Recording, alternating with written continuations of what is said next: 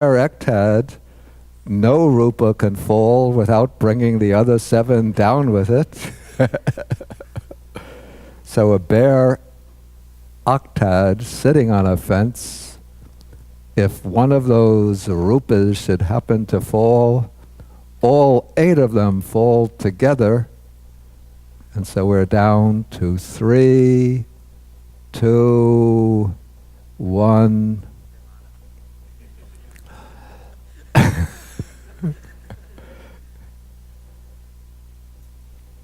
Nibbana with residue, going, gone.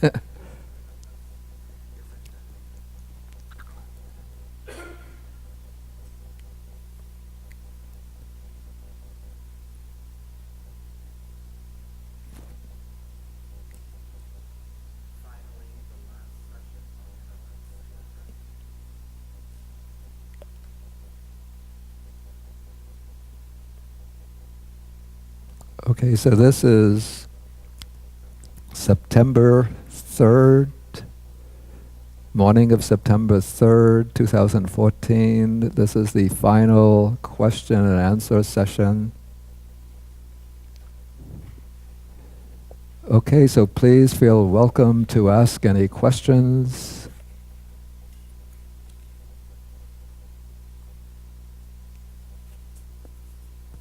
Okay, Jane Marie, Sam, Douglas, Donna. Jane Marie, it's up to you. Thank you, Bhante. Getting back to the Oja, I'm wondering how medicine fits in here. So as far as, nutriment can be a mode of origin. So when medicine goes into the body, for example, it can replace something in the body that's missing, so it could create matter. But, would it have a life faculty or not, like, other food that we would eat? Would medicine have a life faculty? Correct. I don't think commercial medicine would have a life faculty, okay. Or even herbal medicine. I Of course, see. the herbs are no longer alive. Right, okay, thank you.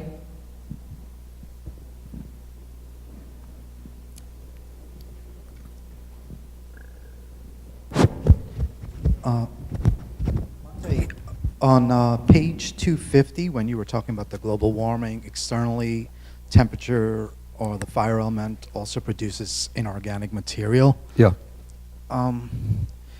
If karma produces the elements, then global warming, is that the result of karma? And does the earth have to kind of... Wait, go back and say the question again. If karma produces by the elements, or arises because through the elements, If karma, or the elements arises through karma, I should say. the elements in the karma-born groups arise through karma. So then is global warming the result of karma? No. Let's leave aside, the global warming that people are speaking about now, but just take the warming up of the earth, when the sun rises. That's not due to karma. That is just, we say that's a purely the changes that take place in the earth when the sun rises. That is purely material phenomena produced by temperature. And all things like the change of the seasons are things which are produced by temperature.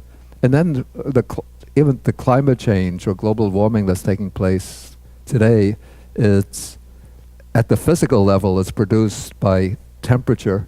But of course, when we look more broadly at the causes, then it's like human activity of spewing out excessive amounts of carbon emissions, which is sealing in the heat waves of the sun and preventing them from dissipating into space, and so it's warming up the atmosphere. At the physical level, that is due to changes due to temperature.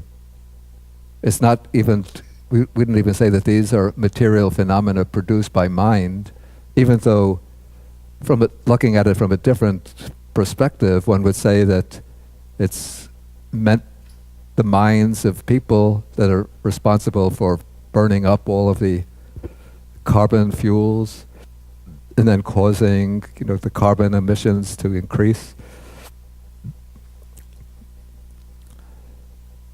But that's a different mode of causal analysis in terms of what is actually producing the material changes. These would be material changes, material phenomena that originate from temperature. If you understand the distinction I'm making between different modes of causation. Okay, I think I said Douglas is next. Thank you, Bhante. My question is it's sort of a more general question about cultivation, development of wholesome mental states, developing the mind. In terms of the Abhidhamma framework, we've discussed this some, but could you sort of summarize understanding how cultivation of the mind occurs using the Abhidhamma framework of the mind? Okay, this is a big question, and I have to say that,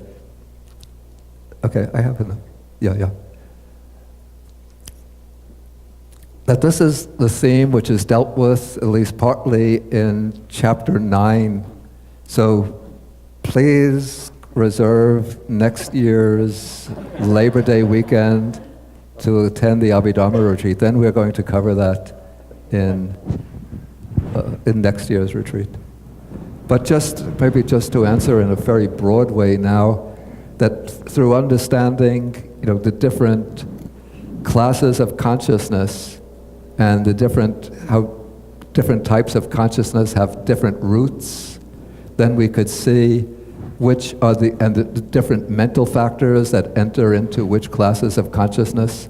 We can understand what are the states of consciousness that we have to restrain and eventually eliminate, and what are the factors of consciousness, and what are the states of consciousness that we have to cultivate and develop in order to reach the higher levels of development.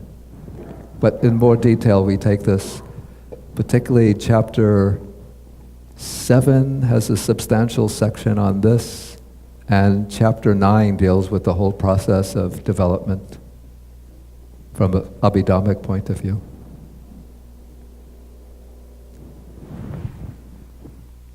Okay, Ed? Thank you, Bhante. I'm going to get away from the specifics and go wildly into the general. And the idea is more to get a flavor for what we've actually been studying here. As I understand it, this is a distilled summary, based on a distilled summary of the Abhidhamma created some years after its original writing, Right. by an individual who wanted to help young monks. And there were several of those, I guess, Yeah. of which, for reasons that you explained, you picked this one. Yeah. So my question has to do with what I at least see this, which is as the presentation is quite categorical, Yeah. extremely analytical. Yeah. And I wonder, I have not read, and doubt that I will, read the original relevant books to this in the Abhidhamma. I suspect that you may have. If so, could you give me just a sense of what the character and flavor of reading the text and reading the material is? You know, I understand Abhidhamma is a very arcane kind of a thing to try to read. But is it more poetic, less poetic, more categorical? What's it like, you know? You're the only guy I know that I could ever ask that question to. Poetic. It'd be a strange kind of poetry. Okay, one thing I'll say, what I find to be a somewhat interesting point is that the canonical Abhidhamma seems to be more, I would call it, open-ended than the summaries. Okay, now the first book of the Abhidhamma is called the Dhammasangani, which means like a compendium of phenomena. So it begins with a matika, that's just like a list of phenomena which are going to be like the basis for the whole Abhidhamma system. But then it goes into the first chapter proper is called the chapter on consciousness. And what it does is it starts with a statement on such and such an occasion there arises, it begins with the wholesome chittas rather than the unwholesome chittas. There arises a wholesome sense sphere consciousness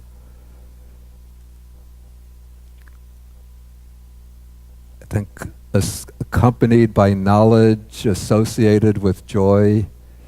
What dhammas are present on that occasion? Then it will use different categories that are found largely in the suttas to enumerate the phenomena that are present on that occasion. It will begin first with a rather abstract scheme of the very basic phenomena, like there are present contact, feeling, perception, volition, concentration, one-pointedness of mind, some other factors. Then it will go into a questionnaire, what is meant by contact? Then it will give a definition of contact, bringing together a string of synonyms for contact, which are often just grammatical variations on the same word, like saying contact, contacting, contactedness. And then what is feeling, what is perception, what is volition, and so on, giving definitions of them.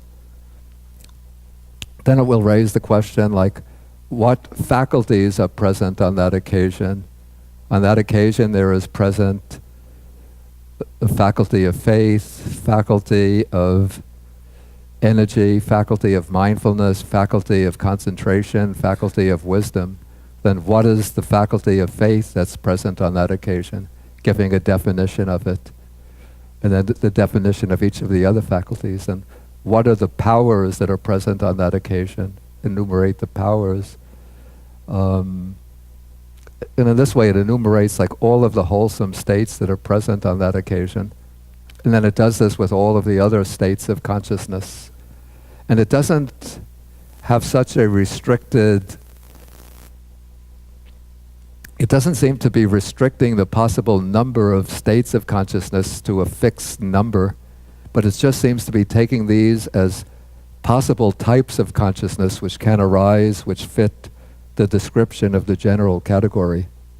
And it also doesn't seem to be limiting the number of chaitasikas to a fixed number. Okay, so then we have the chapter on the chittas in which all of the chittas are explained. Then there's the chapter of rupas, which enumerates the different type of material phenomena, then provides definitions of all of the types of material phenomena, and I think it also deals with their combinations, how they occur together. Then comes a chapter which takes the original matika at the beginning of the work, and then it goes through each of the categories in the matika. There's 100 dyads, that's pairs of 2, 22 triads, that's a group of 3, and then I think there's 44 or 42 dyads taken from the suttas. So it goes through these, the Abhidhamma dyads, sets of 2, filling them in with the chittas and chaitasikas that were mentioned in the previous chapters. And so it goes through the dyads, the triads, and then it gives definitions of the sutta dyads. And then comes a 4th chapter which treats the matika, the Abhidhamma matika, in a simpler way than the 3rd chapter. So that is the way the first book of the Abhidhamma is laid out. Yeah, but what I find interesting is that the second book of the Abhidhamma is a book that seems to show us most clearly what I would call the transitional phase from the sutta to the Abhidhamma teaching. Because that book is called the Vibhanga, the book of analysis. It has 18 chapters, and the first chapters, their titles and their subject matter is actually taken from the suttas, the main sort of doctrinal themes taken from the suttas. So we have, beginning with the chapter on the aggregates, then the chapter on the sense bases, chapter on the elements, chapter on the Four Noble Truths, chapter on the faculties, chapter on dependent origination, chapter on the foundations of mindfulness, chapter on the enlightenment factors, chapter on the Noble Eightfold Path, and so on. And then each of these chapters has 2 or sometimes 3 sections. So say the chapter on the aggregates will have, these subsections are treatment according to the suttas, and then the second section is treatment according to the Abhidhamma method, then the third section is questions and answers. And so the treatment according to the suttas takes each of the terms used in the standard sutta formula and then gives a more elaborate definition of it. So it seems that this could have been the original nucleus of the Abhidhamma, beginning as a kind of word commentary on stock passages of the suttas. But then once the specific Abhidhamma method emerged and became elaborated into a system, then the same topics were treated from the perspective of the mature Abhidhamma system. So now we have the same topics treated in terms of chittas, chaitasikas, mental factors, conditional relations.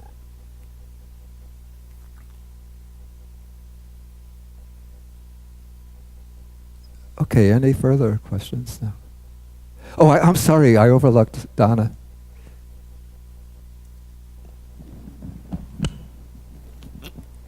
Yeah, thank you. It's a question regarding the elements and specifically water, because it also puzzled me what's in the Abhidhamma, and then I reflected on what you said. But yesterday, the last session, when you said that some of us, we can go and walk out there.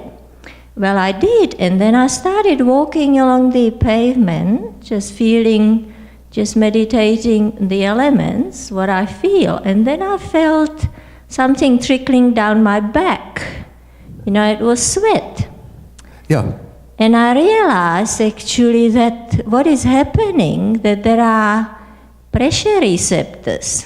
That there. It's the water, the liquid is actually perceived by pressure receptors. Pressure receptors. Yeah, that's correct. And so actually then I could feel whether it's hot or cold or warm. Yeah. So both the temperature and the movement. Yeah. As the substance moves over those receptors, and depending on the pressure actually, because even if you touch water, you can see it's giving in. And same applies with solids, you know, and the gases, how we detect them. And I actually then in the morning, I let it sit in my head just overnight, and I opened Wikipedia, and that's what they say. That in the skin, you have the mechanoreceptors, which are effectively sensitive to pressure. And then you have chemoreceptors, plus there are chemoreceptors. And then I went and had breakfast. And I was sitting there, feeling the wind coming against my skin. And I remembered the sand storms, and then you have the rain. Yeah. So you would experience different kind of pressures. Yeah. And so effectively there is a whole spectrum. So when we divide the matter into these states, they're really relative states. Yeah. It's just a convenient way of communicating and contemplating and understanding. Yeah. However, we must know these don't have inherent existence Yeah. of their own. In actual fact, and that actually connected me back with my physics study and chemistry, what Yeah. you learn about solids, Donna, liquids. a number of people might have questions also, Sure. so please keep it. So that's in essence Yeah. that actually looking at the matter from meditator's perspective comes together with the scientific perspective, and there is no disagreement in my mind. Yes. So in other words, you're saying that from your experience and what you have read, this supports the Abhidhamma view that the water element is not experienced through a tactile sensation, but No. that one actually experiences the other elements and then infers the presence of water? What I'm saying, one neither experiences solid nor gas nor liquid, one experiences pressure, and the mind interprets it as solid, liquid, and pressure dependent on the intensity of the pressure and the emotion. That's effectively that, yes. Okay, thank you.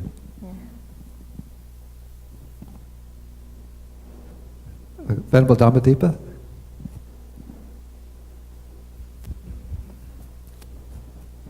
Oh, okay, thank you, Bande, and spending the time teaching us. Yeah. My question is that, will you, because when you start to teach Abhidhamma, will you encourage students to read more about Abhidhamma? Yeah. And when you are encouraging a student going to read more about Abhidhamma, like you just mentioned, like Vibhanga, Yeah. perhaps Vipassana and so on, and like Dhammasangini, but will you recommend the person will read that further to the text or because of based on the secondary sources? Yeah. Because my understanding is sometimes a lot of secondary sources, it's that's just my understanding, like they might have a different agenda for might be for practical reasons. Yeah. But I don't know how Bande look at like when we want to go further, what we should go further, and until next year we will have a time again. Okay. Thank you. Yeah, I was going to mention a few resources that people could refer to increase their knowledge of Abhidhamma. Maybe I should do that now, unless there's any pressing questions on the material itself. Okay, I see somebody in the back from Baltimore. Yeah. Right. Bhante, thank you for the entire retreat. My question has to do with the last discussion about the meaning of nirvana. Yeah. And it meaning, or the commentary saying it's a disentanglement. Yeah.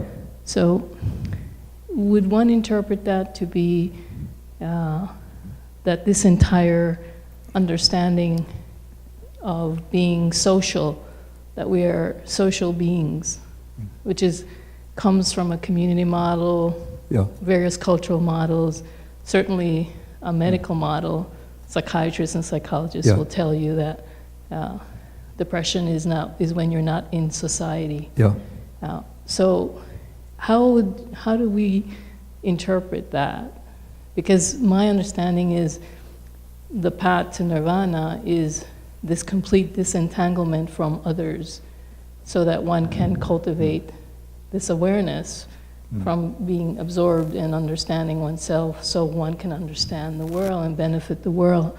But it requires this period, this path, that requires this very intensive self-reflection, at least in my experience. Okay. This is an interesting point. I think very important point. It's not so much directly related to the Abhidhamma, but still it's an important, because it's quite significant that the Buddha himself,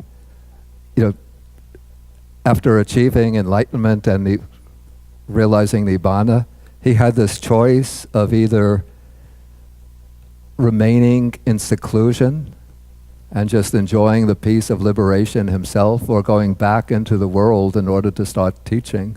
And so eventually he chose this second alternative, came back and started to teach. And not only did he start to teach, but he established a sangha, originally in the sense of a monastic sangha, but it's a community of people who are committed to the path, who are practicing together. And then also the lay communities with lay people who would listen to his teaching would form communities of people who share the same faith, the same devotion to the Buddha, the same commitment to the Buddha's path. And so the Buddha established when he established the teaching in the world, it had like the fourfold community of followers, the bhikkhus, bhikkhunis, upasakas, the male lay devotees, and upasikas, the female lay devotees. And he encouraged people to form kalyana mita, that's spiritual friendships. So in fact, there's a famous sutta where Venerable Ananda comes to the Buddha and says, in my understanding, spiritual friendship is one half of the holy life. Then the Buddha said, do not say that, Ananda, do not say that. Spiritual friendship isn't one half of the holy life, but it's the entirety of the holy life. And so even within, say the Buddhist monastic order, it's important to have relationship of teachers and preceptors to students. For the Buddha laid down principles for the monastics to live together harmoniously. We have they're called the 6 principles of harmony and respect, including bodily conduct, harmonious bodily conduct, harmony in speech, harmony in mental conduct, harmony in sharing things together, harmony in observing the precepts together, harmony in views. And so the Buddha established for his teaching to thrive, he had to establish guidelines for communities to arise, to flourish, and to hold together harmoniously. So when it's said that Nibbana is disentanglement, it means disentanglement from craving, the defilements of the mind. And of course, to do the intensive practice, often one has to go off into solitude to practice for some time. But it doesn't mean that one completely gives up or rejects the rest of the human community.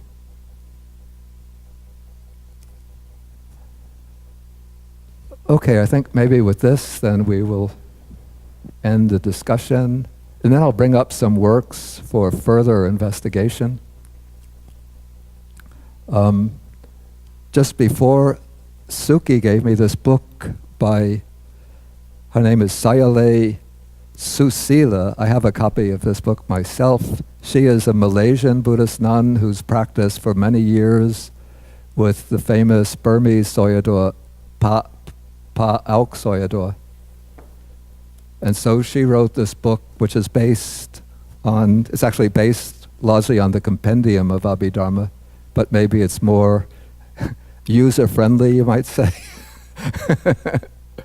And this is called Unraveling the Mysteries of Mind and Body Through Abhidhamma. And her name the last name is Susila. I'll keep the book up here so that, actually Suki has copies, right? I have several copies. If anybody wants, it's 1950. Okay, so Suki has copies. Then there is a book published by Hong Kong University Press on the Theravada Abhidharma system. It's by the letter Y, not a question, not Y Karunadasa, but letter Y Karunadasa.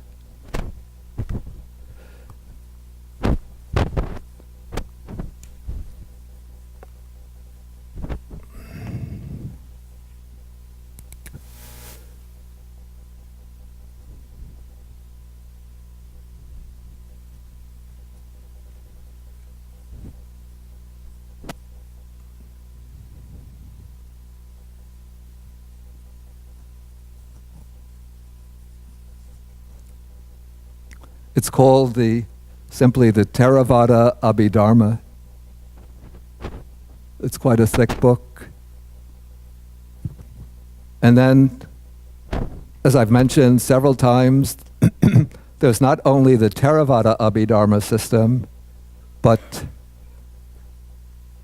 the Theravada Abhidhamma was the Abhidhamma system which flourished in the countries of southern Asia, but in the North India, and then later coming to, on the one hand, to East Asian countries like China, and then northwards to Tibet. There was the other Abhidhamma system called the Sarvastivada Abhidhamma system. And then there's a, in the same series from the University of Hong Kong, there's a book by Bhikkhu Dhammajoti. This is Venerable Dhammadeepa's teacher, Venerable Dhammajoti. It's called the Sarvastivada Abhidhamma, Sarvastivada.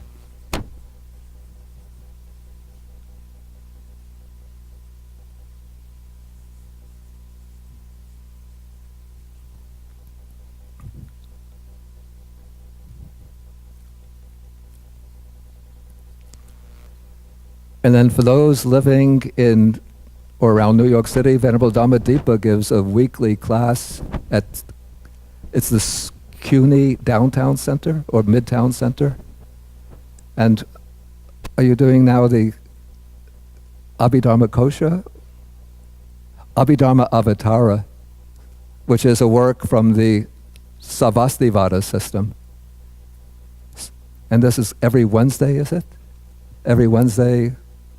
You could give the details. Yeah. We have the poster. Excuse me? The poster, we have the poster. Oh, yeah, there is a poster, but you could just mention. No. Okay. The class usually almost every Wednesday from 6 to 8 o'clock. Yeah. Am I right? I think so.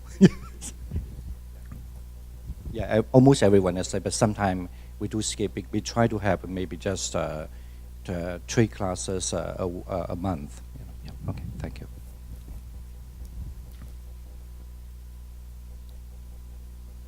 And then there's a Dutch woman who writes very extensively on Abhidhamma. Her explanations are very clear. Her name is Nina van Gorkum. You could look her name up on the internet.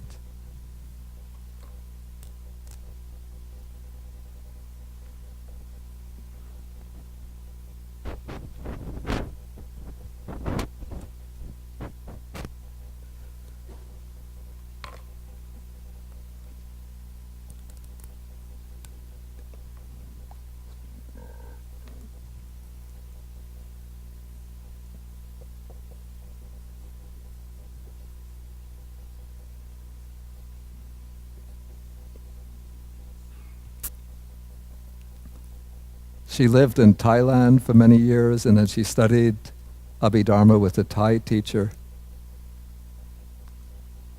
And so she's very knowledgeable about the Abhidhamma system that comes from the Abhidhammata Sangha. And then she's written a number of small books exploring in detail different aspects of the Abhidhamma, including a book on, actually I think a big book on the Chaitasikas, on the mental factors, and a smaller book on material phenomena and on the subject of conditionality.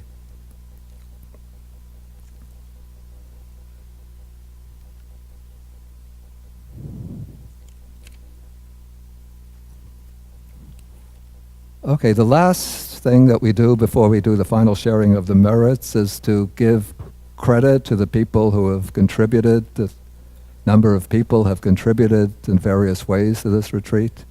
First of all, we have to give thanks to the abbot of Zhuangyan Monastery, Venerable Dhammadeepa, who encouraged this retreat. And from time to time, Venerable Sagarananda would help by taking over the early afternoon meditation session so I could get a little rest. And I believe the coordinator for the retreat from the time who was first announced has been Venerable Jishu.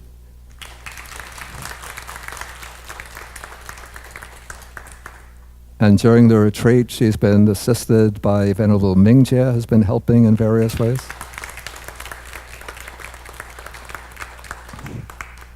And I think Lorena Wang was in charge of the registration. Is that correct? Yeah.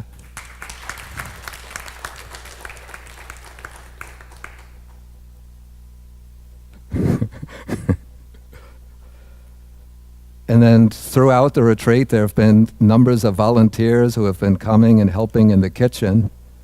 So even though they've been changing from day to day, and they're not present to receive our appreciation right here, but we should still share the merits with them.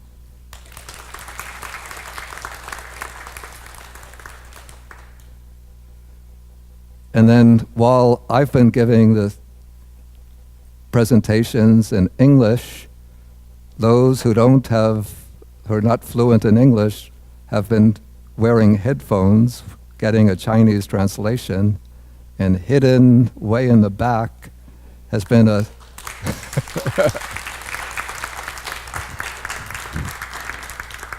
step out. Don't hide behind that bell. Stand up and step out. Bo Wei Chang.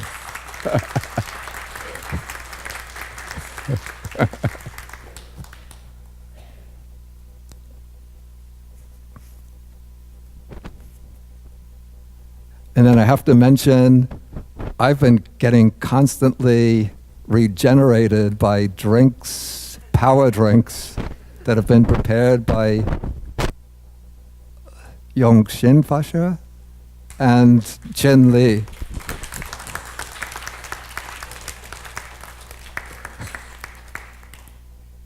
So I hope I've gotten everybody. Also, the other monks and nuns of the Zhuangyan Monastery have also assisted in various ways. Oh, almost. Yes, yes. And now this retreat is going to become available to the wider public through the work of Jason Ye, who's been videographing the whole retreat.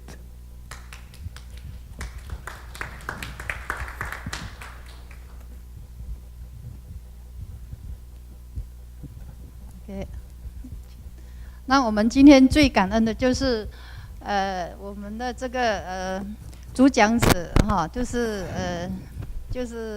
班爹啊，因为他为我们讲了这么精彩的阿毗达摩这个解脱法，我们以感热的掌声，先给我班爹。The greatest appreciation goes to Bandi. Without him, we have no chance to listen to such wonderful lectures.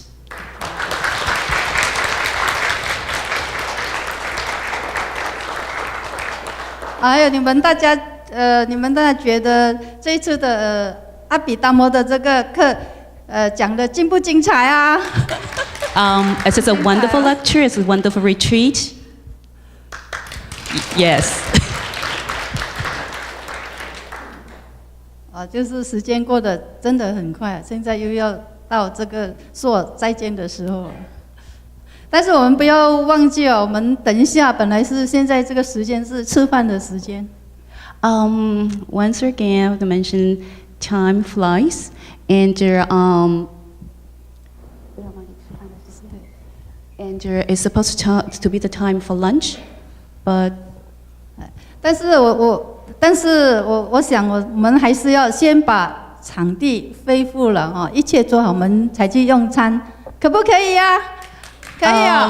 Let's kind of reschedule or 好，我们现在先请班爹带领我们大家回向。Let's have Bandi to lead the transfer of merit first.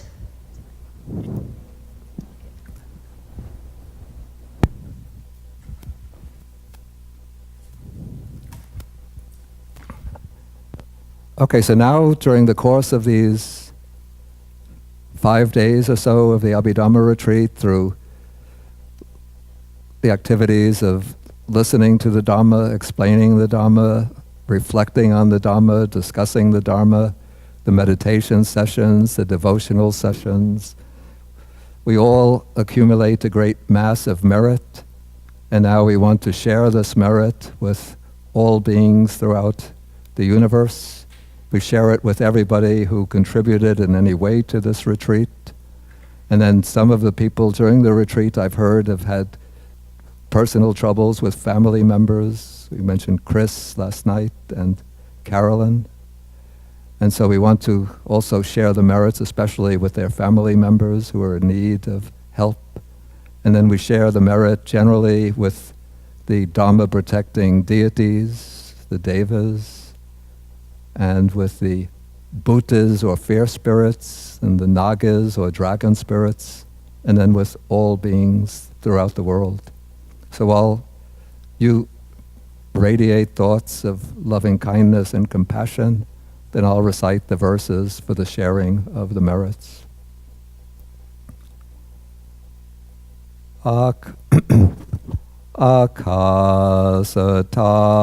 cha bhumata devanaga mahidika punyantang anumoditva chirang rakantu sasanang akasata cha bhumata devanaga mahidika punyantang anumoditva chirang rakantu desanang akasata cha bhumata devanaga mahidika punyantang anumoditva chirang rakantu mang parang etavata cha amhehi sampadang punya sampadang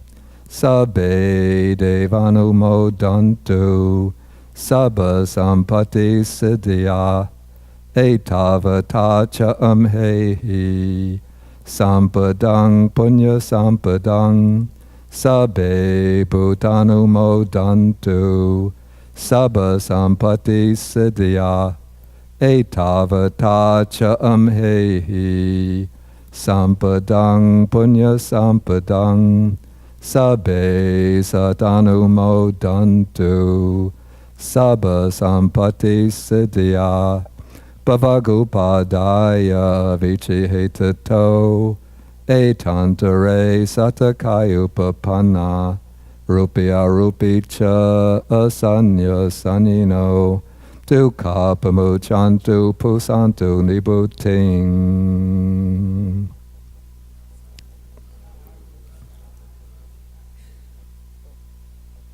Okay, and remember to mark your 2015 calendars, block off the Labor Day weekend. And oh yeah, if anybody has copies of that comprehensive manual that I didn't sign last year, if you like, I could sign it right now.